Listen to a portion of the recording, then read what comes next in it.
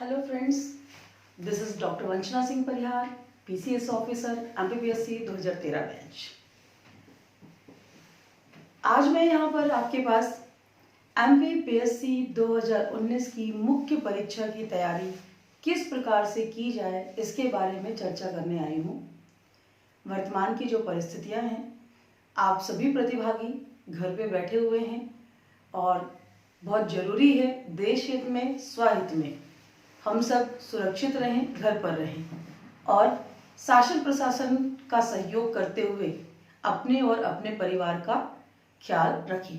लेकिन साथ ही साथ आपको जिन लोगों को होने वाली MPPSC मुख्य परीक्षा 2019 का एग्ज़ाम देना है, उनके लिए यह समय भी बहुत क्रूशियल है, क्योंकि जैसे ही ये समय यहाँ से जाएगा, जैसे ही लॉकडाउन का पीरियड ख़त्म होगा, आपका रिजल्ट प्री का घोषित होगा और आपकी मुख्य परीक्षा विद इन 45 डेज हो जाएगी। तो ऐसे समय में हम घर पे रहकर अपना समय बर्बाद ना करें और उस समय का सदुपयोग करते हुए अपने एग्जाम की भी तैयारी करें।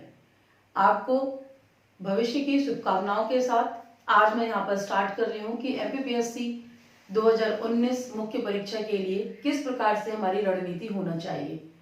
तो जैसा कि आप सभी प्रतिभागी बहुत अच्छे से जानते हैं कि हमारा जो 2014 से लेकर 2019 तक का पेपर पैटर्न है और सिलेबस है, उसके हिसाब से हमारे मुख्य परीक्षा में 6 प्रश्न पत्र होते हैं और ये 6 प्रश्न पत्र अनिवार्य होते हैं, कंपलसरी होते हैं। किसी भी प्रकार से ऑप्शनल सब्जेक्ट का यहाँ पर कोई गुंजाइश नहीं है। और ये सिलेबस भी हमें पता है कि हमारे जो ये 6 प्रश्न पत्र हैं, ये कंटिन्यूअस 6 दिन में हो जाते हैं, जिसमें आपका पेपर 1 जो प्रथम प्रश्न पत्र है, इसमें हमारा इतिहास और इतिहास के अंतर्गत आपका विश्व इतिहास, भारतीय इतिहास में आपका प्राचीन भारत, मध्यकालीन भारत, आधुनिक भारत एवं स्वतंत्रता के पश्चात का आधुनिक इतिहास भी वहां पर है। मध्य प्रदेश की इतिहास एवं संस्कृति को भी देखा जाता है। बंद करना था ना पहले, ऐसे सबसे। तो फ्रेंड्स, अपन देख रहे थे कि ये जो 6 पेपर है, इन 6 पेपर में प्रथम प्रश्न पत्र हमारा इतिहास, भूगोल तथा मध्य प्रदेश का इतिहास एवं मध्य प्रदेश का भूगोल, मतलब इसमें MP भी सम्मिलित है। अब बात ये है कि इतिहास में क्या क्या पोर्शन है, तो हम सिलेबस पर देखते हैं कि इतिहास में आपका विश्व इतिहास, भारत का प्राचीन इतिहास, मध्यकालीन इतिहास, आधुनिक इतिहास, स्वतंत्रता के पश्चात इतिहास एवं मध्य प्रदेश का इतिहास एवं संस्कृति। साथ ही साथ आपका भूगोल के अंतर्गत आपका विश्व भूगोल एवं भारत का भूगोल है, फिजिकल भी और जो आपका राजनीतिक है वो भी है। साथ ही साथ हमारी जनजातीय मानव भूगोल भी इसमें है, आपका कृषि का पोर्शन इसमें है, साथ ही आपका थोड़ा सा पर्यावरण का भी भाग इसमें आ जाता है, आपका ऊर्जा इसमें है, आपका मध्य प्रदेश का भूगोल भी इसके अंतर्गत सम्मिलित हो जाता है। ये पूरा का पूरा पोर्शन जो है आपका वो 300 मार्क्स का आता है। पेपर 2 की जब हम बात करते हैं तो पेपर 2 हमारा भारतीय राज्य व्यवस्था और साथ ही साथ भारतीय प्रशासन की बात करता है।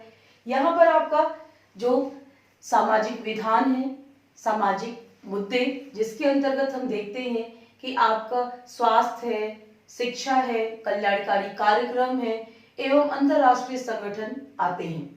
ये भी आपका 300 मार्क्स का बनता है। नेक्स्ट पेपर आपका है पेपर 3, जिसके अंतर्गत आपका विज्ञान प्रौद्योगिकी, गणित, रीजनिंग, सांख्यिकी की गणनाएं, भारतीय अर्थव्यवस्था, पर्यावरण, ये सारा क्वेश्चन पूछा जाता है। ये पेपर भी आपका 300 मार्क्स का आता है। फिर हम आते हैं पेपर 4 में। पेपर 4 आप लोगों को बहुत छोटा लगता है, बहुत सरल लगता है, लेकिन यह पेपर आप सबके लिए नया है। क्यों? क्योंकि ये आपका फिलहाल तो नहीं हम नया बोलेंगे, क्योंकि अब तो 2014 से हमारे MPPSC के सिलेबस में पेपर 4 एथिक्स का चल रहा है। यह आपका 300 मार्क्स का ना होके 200 मार्क्स का होता है। एथिक्स के अंतर्गत आप पढ़ते हो कि किस प्रकार से प्रशासन में मानवता या फिर मानवीय नैतिकता, संवेदनाएं होती हैं, किस प्रकार से प्रशासन की अन्य जो गतिविधियां हैं वो हैं, कुछ हमारे नैतिक थिंकर्स जो हैं, चिंतक हैं, उनको हम यहाँ पर पढ़ते हैं। साथ ही साथ पेपर 4 में आपके एथिक्स के साथ साथ क्वेश्चन आंसर के साथ साथ आपका केस स्टडी भी पूछी जाती है। फिर आता है आपका पेपर 5 जो कि सामान्य हिंदी का होता है। ये आपका 200 मार्क्स का होता है। और फिर है हमारा लास्ट पेपर, पेपर 6, जिसमें आपका निबंध पूछा जाता है और ये निबंध आपका 100 मार्क्स के होते हैं। इस प्रकार से हम देख रहे हैं कि जो हमारी मुख्य परीक्षा है वो 6 प्रश्न पत्रों में विभाजित है। पूरा सिलेबस हमारा 6 प्रश्न पत्रों में विभाजित है। और कितने मार्क्स का हमारे पास हो रहा है ये हमारा 1400 मार्क्स का होता है। जो एमपीपीएससी मुख्य परीक्षा है ये आपकी 1400 मार्क्स की होती है। हम सभी जानते हैं कि आपके प्री की जो परीक्षा होती है, जो एमपीपीएससी की प्रारंभिक परीक्षा होती है, वो स्क्रीनिंग होती है। स्क्रीनिंग का मतलब क्या होता है कि किनको किनको छांट देना है, नहीं लेना है, ये वहीं पर डिसाइड हो जाता है। जो उस स्क्रीनिंग में पास होते हैं वो मुख्य परीक्षा में आते हैं और जो मेरिट बनती है वो मुख्य परीक्षा के नंबरों और साथ ही साथ इंटरव्यू के नंबरों को जोड़कर बनती है। प्री का मार्क्स जो है वो हमारे सिलेक्शन में कहीं पर मेरिट में नहीं आता है, केवल और केवल सिलेक्शन प्रोसेस में पहली सीढ़ी होती है और जब हम उसको क्रॉस करते हैं तब हम मुख्य परीक्षा और इंटरव्यू तक जाने को एलिजिबल होते हैं। अब ये जो हमारे पूरे 1400 मार्क्स को डिवाइड किया गया है, इसके अंतर्गत भी डिवीजन है जिसमें आप देखेंगे कि पेपर 1, पेपर 2, पेपर 3 300 मार्क्स का हमें दिखाई दे रहा है, पेपर 4, पेपर 5 200 मार्क्स का है और पेपर 6 हमारा 100 मार्क्स का है। तो इसका जो पैटर्न है एग्जाम में पूछने का वो भी इसी तरीके से है। पेपर 1, पेपर 2 और पेपर 3, इन तीनों का जो पैटर्न है, क्वेश्चन पैटर्न है, आंसर लिखने के लिए बताया जाता है वो अलग है।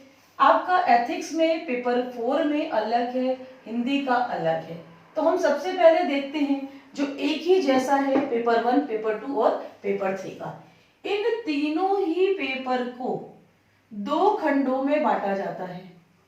2 खंड में बांटा जाता है, खंड आ एवं खंड बा।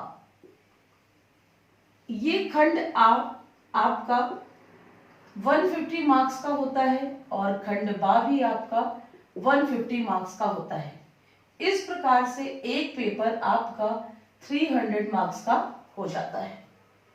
हमारे लिए सबसे अच्छी बात यह है कि इस पेपर पैटर्न में खंड आ के लिए जो उत्तर पुस्तिका हमें मिलती है वो अलग होती है और खंड बा के लिए भी उत्तर पुस्तिका जो हमें मिलती है वो अलग होती है। जिन बच्चों ने इस बार से पहले मेंस लिखा होगा उन्हें तो पता है, बट जो नए बच्चे इस बार अपियर होने वाले हैं उनकी जानकारी के लिए मैं बता दूं कि इस पेपर पैटर्न में आपको सप्लीमेंट्री कॉपी नहीं दी जाती है। मतलब ये है कि जो हमें खंड आ के लिए एक उत्तर पुस्तिका मिली है, खंड बा के लिए एक उत्तर पुस्तिका मिली है, उसी उत्तर पुस्तिका में हमें निर्धारित शब्द सीमा के साथ निर्धारित समय में अपना पूरा पेपर कंप्लीट करना होता है। किसी भी प्रकार से पूरक पुस्तिका या फिर सप्लीमेंट्री आंसर कॉपी आपको नहीं मिलेगी। इस चीज को हमें दिमाग में पहले से ही रखना है। इसी वजह से हमें शब्द सीमा को फॉलो करना बहुत जरूरी होता है। अब मैं आपको बताने जा रही हूँ कि शब्द सीमा किस प्रकार से दी गई है प्रत्येक खंड में। प्रत्येक खंड में इन तीनों पेपर में 3 प्रकृति के प्रश्न पूछे जाते हैं। ये जो 3 प्रकृति के प्रश्न हैं उसमें अगर हम देखते हैं क्वेश्चन नंबर 1, तो ये जो क्वेश्चन नंबर 1 है ये आपका 3 मार्क्स के 15 क्वेश्चंस होते हैं। ठीक है ना, इसके जो सब क्वेश्चंस होते हैं ये आपके 3 मार्क्स के 15 क्वेश्चंस होते हैं। इट मींस जो आपका क्वेश्चन 1 है वो आपका 45 मार्क्स का हो जाता है। और इसमें लिखा होता है शब्द सीमा के लिए, शब्द सीमा नहीं दी गई है, बस यहाँ पर लिखा होता है कि प्रत्येक प्रश्न का उत्तर एक या दो पंक्ति में दे। प्रत्येक, ये जो 15 क्वेश्चन हैं, इन 15 क्वेश्चंस के लिए लिखा होता है प्रत्येक प्रश्न का उत्तर एक या दो पंक्ति में दें तथा निर्धारित जो हमारा मार्क्स हैं प्रत्येक प्रश्न के लिए 3 मार्क्स होते हैं। उसके बाद आपका क्वेश्चन 2 है। ये क्वेश्चन 2 जो है ये आपके 6 मार्क्स वाले 10 क्वेश्चंस होते हैं। 6 मार्क्स वाले 10 क्वेश्चंस होते हैं और इस प्रकार से आपका जो ये क्वेश्चन 2 होता है वो 60 मार्क्स का हो जाता है। तथा यहाँ पर शब्द सीमा दी होती है 100 शब्दों में लिखें। 100 शब्दों में लिखें। ये है हमारा एक या दो पंक्ति में लिखें। फिर आपका आता है क्वेश्चन 3। जो क्वेश्चन 3 है आपका, ये आपका 15 मार्क्स के क्वेश्चंस होते हैं और जो 15 मार्क्स के क्वेश्चन हैं ये आपके पास 3 क्वेश्चंस होते हैं, 3 क्वेश्चंस होते हैं। इस प्रकार से जो क्वेश्चन 3 है हमारा ये आ जाता है 45 मार्क्स का और इसके लिए शब्द सीमा दी होती है 300 शब्दों में लिखना रहता है, 300 शब्दों में लिखना रहता है। इस प्रकार से आप देखेंगे कि 45, 45, 90 मार्क्स, देन 60 हमारा 150 मार्क्स हो जाता है। खंड आ 150 मार्क्स। सेम पैटर्न हमारा खंड बा में रहता है। सेम पैटर्न हमारे सिलेबस में आप देखोगे जो मध्य प्रदेश लोक सेवा आयोग के द्वारा सिलेबस दिया गया है उसमें बता दिया गया है कि खंड आ के लिए आपका कितना सारा पोर्शन है और खंड बा के लिए कितना सारा पोर्शन है। तो उसी प्रकार से जो क्वेश्चंस होते हैं खंड आ के अंतर्गत उसी सिलेबस से आते हैं और खंड बा के अंतर्गत उसी सिलेबस से आते हैं। अब ये मैंने आपको बताया है पेपर 1, पेपर 2, पेपर 3 के लिए। तीनों पेपर का पैटर्न सेम रहेगा। खंड आ 150 मार्क्स, आपके क्वेश्चन 15 क्वेश्चन, 10 क्वेश्चन और आपके 3 क्वेश्चन। अब बात आती है कि ऑप्शन हमको कहां कहां मिलते हैं। तो सबसे पहली बात 3 मार्कर में नो ऑप्शन। 3 मार्कर में कोई ऑप्शन नहीं होते हैं। ये जो 15 क्वेश्चंस होते हैं ये कैपिटल ए से लेकर कैपिटल ओ तक के 15 क्वेश्चन होते हैं जिन्हें एक या दो पंक्ति में लिखना होता है। फिर आता है आपका कि क्वेश्चन 2 6 मार्क्स वाले। इसमें हमारे पास ऑप्शन होते हैं। ऑप्शन को जो तरीका है वो 2 प्रकार से आता है। कभी कभी एग्जामिनर प्रत्येक 10 क्वेश्चन में अथवा करके ऑप्शन दे देता है तो पर्टिकुलर एक क्वेश्चन के अपोजिट हमको एक क्वेश्चन ऑप्शनल मिल जाता है। कई बार ऐसा होता है कि एग्जामिनर 12 या 15 क्वेश्चन वहां पर देता है और लिख देता है कि किसी 10 प्रश्नों का उत्तर दीजिए। तो इस प्रकार से यहाँ पे जैसा भी एग्जामिनर का मूड होगा वो उस प्रकार से आपको ऑप्शन दे देता है। ए से जे तक के हमारे क्वेश्चन यहाँ पर होते हैं। सेम हमारा क्वेश्चन 3 में जो है 15 मार्क्स वाले क्वेश्चन में भी प्रत्येक तीनों क्वेश्चन में प्रत्येक प्रश्न में भी ऑप्शनल मिल जाता है या फिर आपके 5 क्वेश्चन दे दिए होते हैं जिसमें से आपको 3 क्वेश्चन करने रहते हैं। तो इस प्रकार से ऑप्शन दिए रहते हैं। एक बहुत इंपॉर्टेंट चीज है कि आपको सीक्वेंस बना के रखना है।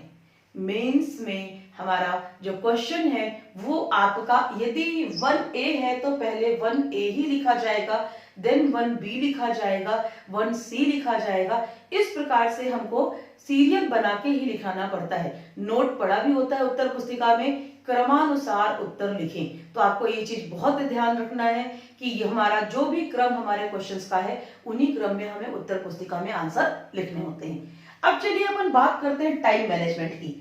टाइम मैनेजमेंट में आपको बताऊं क्योंकि यहां पर हमने देख लिया है कि 150 शब्द दोनों खंड मिला के यहां पर हमको मिलते हैं 3 आवर्स, 3 घंटे।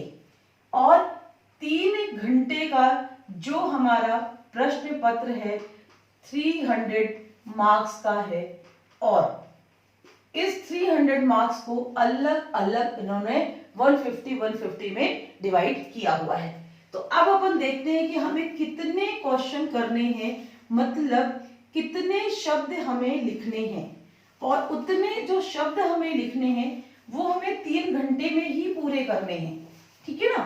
तो जब 3 घंटे में ही पूरे करने हैं तो आपकी राइटिंग स्पीड मेंस में क्या होनी चाहिए इसके बारे में अपन थोड़ा सा चर्चा करते हैं कि आपकी राइटिंग स्पीड क्या होनी चाहिए।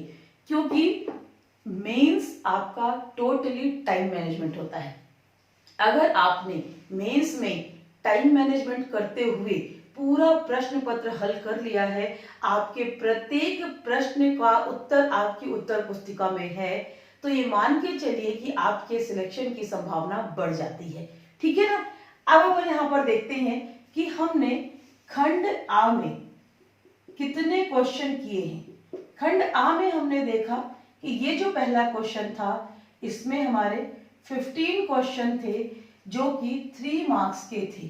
ठीक है ना, मतलब हमारे 45 मार्क्स के क्वेश्चन हैं। अब इसकी शब्द सीमा की अगर हम बात करें तो 3 नंबर में हमें लिखना है औसतन 1 या 2 पंक्ति, फिर भी हमें उसमें लिखते लिखते 20 से 25 शब्द हमारे हो जाते हैं। यदि हम औसतन 25 शब्द लेकर चलते हैं तो आप बताओ कि 25 शब्द हमको लिखना है 15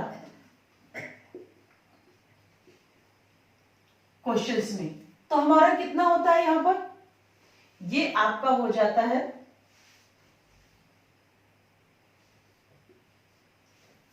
375 शब्द। ठीक है ना, इसको थोड़ा सा आप लोग गौर करिएगा, क्योंकि ये बहुत जरूरी है कि आपके कितने क्वेश्चन में कितने शब्द आप लिख रहे हो, तो आपको टोटल कितने शब्द 3 घंटे में लिखने हैं।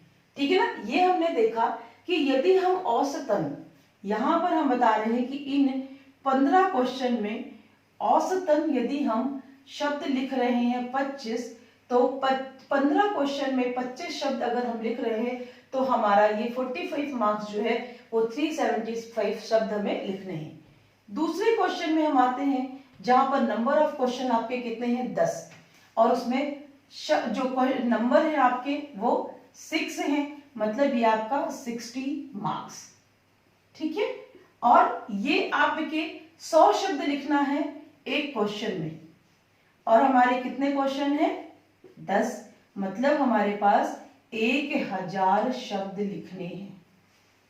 ठीक है ना, फिर हम तीसरे क्वेश्चन में आते हैं जहां पर हमारे पास 3 क्वेश्चन हैं, 15 मार्क्स के हैं, 45 मार्क्स आ रहा है आपका यहाँ पर, और हमें लिखना कितना है इन तीनों में 300 शब्द लिखने हैं। कितने में आपके 3 क्वेश्चंस में, मतलब आपको 900 शब्द लिखने हैं।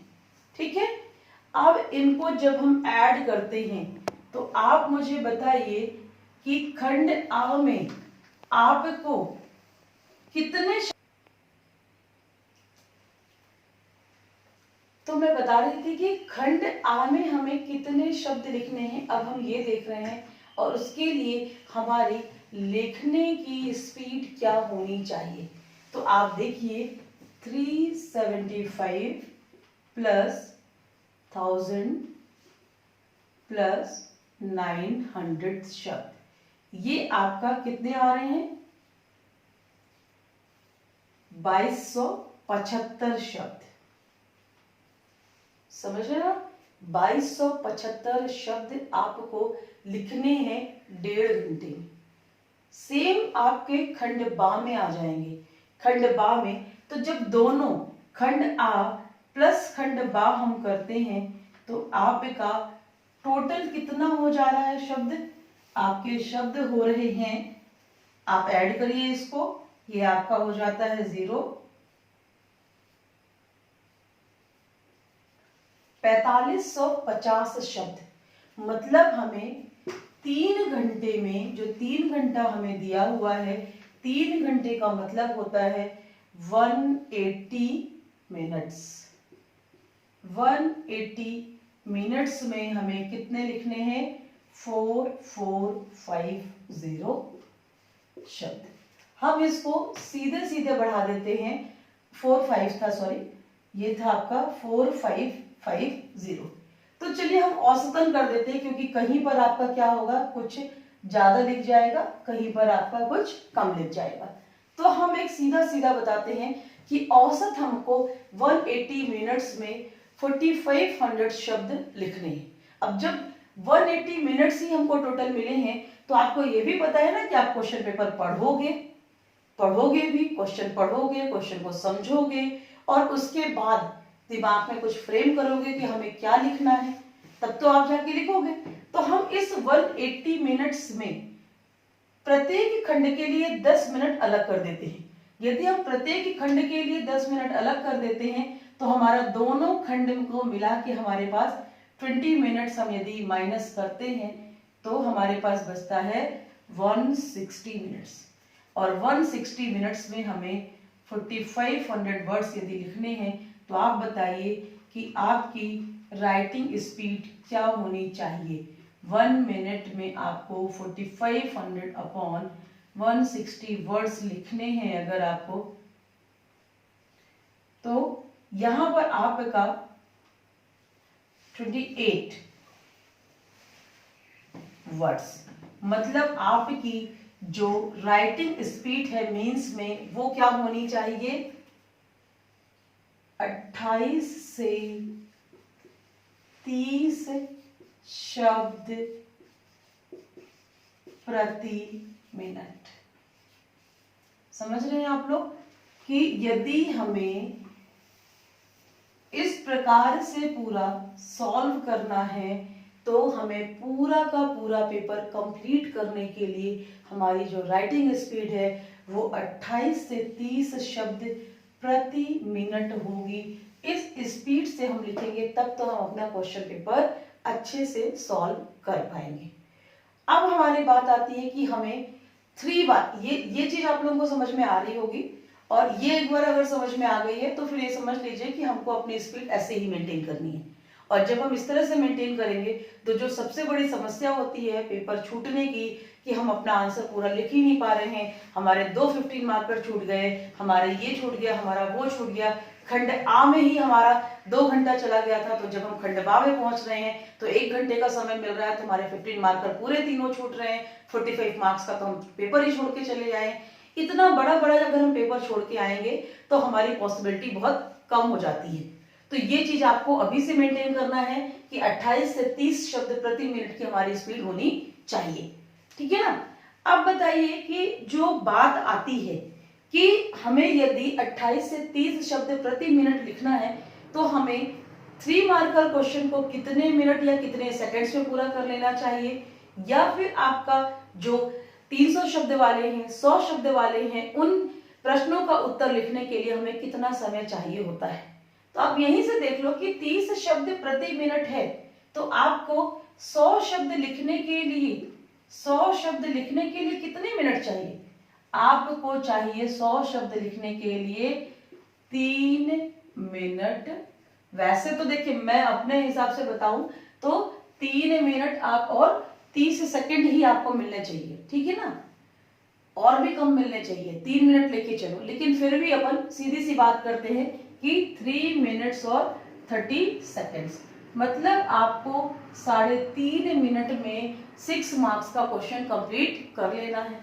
इसी तरह 300 शब्द वाले जो हमारे 15 मार्क्स वाले क्वेश्चन हैं उनको हमें कितने में लिखना है, तो बहुत सिंपल सी बात है कि ये आपके पास 10 मिनट देते हैं, मात्र 10 मिनट आपको दे रहे हैं 300 वर्ड्स लिखने के लिए। तो 6 मार्कर के लिए आप क्या कर रहे हो, कितना समय चाहिए, 3 मिनट का। 15 मार्कर के लिए आपको कितना समय चाहिए, 10 मिनट्स का। अब हम आते हैं अपने बहुत ही प्यारे 3 मार्कर क्वेश्चंस के लिए, जो बच्चों को हमेशा टेंशन देते हैं। क्यों? क्योंकि वो शुरुआत में रहते हैं, वो बहुत अच्छे चले जाते हैं तो 3 आउट ऑफ 3 मिलते हैं। और ये हम सभी जानते हैं कि 6 में हम कितना भी अच्छा लिखेंगे मैक्सिमम टू मैक्सिमम 4 and 4.5 जाएगा, औसतन हमारा 3 नंबर हमको मिलते हैं। और 15 मार्क्स वाले में हम जितना भी अच्छा लिखेंगे मैक्सिमम टू मैक्सिमम हमको 11 to 12 मिलेंगे, या फिर औसतन हमको 9 to 10 मार्क्स मिलते हैं। लेकिन 3 मार्कर एक ऐसा हमारे पास हिस्सा है हमारे प्रश्न पत्र का कि यदि हम अच्छा लिख के आते हैं तो हमको 3 आउट ऑफ 3 मिलते हैं। तो सभी कोशिश करते हैं कि जो 3 मार्कर क्वेश्चन है उसका आंसर हम बहुत अच्छा, बहुत सटीक लिखें कि हमको 3 आउट ऑफ 3 मिल जाए। तो अब उसमें कितना लिखना है, कितना समय चाहिए, हम उस पर थोड़ा सा डिस्कस कर लेते हैं। तो यहाँ मैं आपको बता दूं कि वहां पर जो पंक्ति पूरा करना है उसमें हम मान के चलते हैं कि औसतन हमको 20 से 25 शब्द ही लिखने हैं। और 20 से 25 शब्द यदि हमें लिखने हैं तो 3 मार्कर के लिए आपके पास समय होता है केवल और केवल 48। मेरे हिसाब से तो 42 होता है, लेकिन फिर भी लोग कहते हैं कि इतने कम में नहीं हो पाता है, तो 42 से 48 सेकंड्स आपको 3 मार्कर आंसर लिखने का यही समय मिलता है।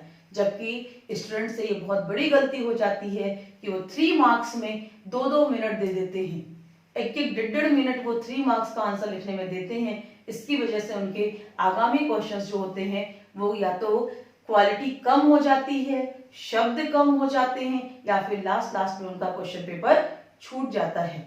तो इस प्रकार की गलती ना होने पाए, इसलिए इस शब्द सीमा को थोड़ा सा ध्यान रखें, और इस शब्द सीमा को ध्यान में रखते हुए अगर आप क्वेश्चन अटेम्प्ट करेंगे तो कहीं ना कहीं आपको बेहतर रिजल्ट मिलेगा। ये मेरा जो एक्सपीरियंस है वो कहता है कि आपको बेहतर रिजल्ट अगर चाहिए तो इस प्रकार की शब्द सीमा को ध्यान में रखें और उस प्रकार से प्रश्न का उत्तर लिखने की कोशिश करें।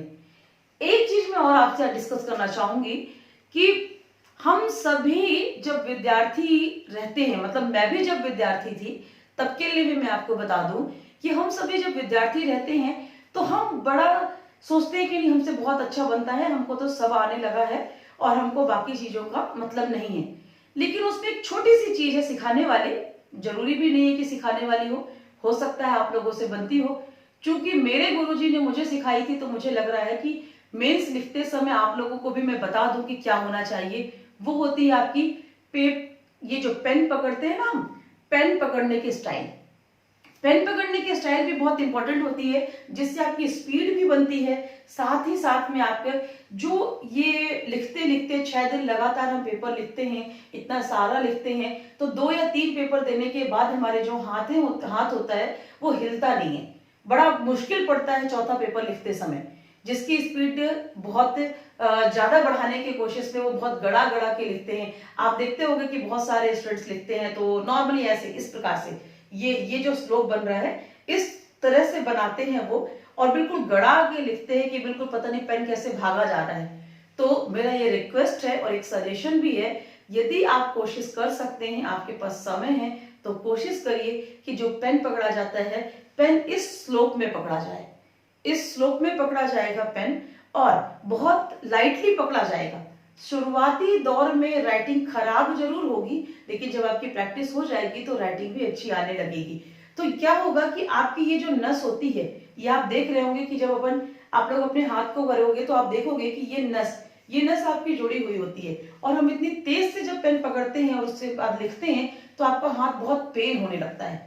तो जब आप लाइटली हाथ ऐसे पकड़ोगे, ऐसे पेन पकड़ोगे, इस प्रकार से ग्रिपिंग आपकी पेन की ऐसी ना होते हुए ऐसी होनी चाहिए, एकदम लाइट वे पे होना चाहिए, है ना। इस प्रकार से आप पकड़ोगे पेन तो कहीं ना कहीं आप बहुत अच्छे से लिख पाओगे।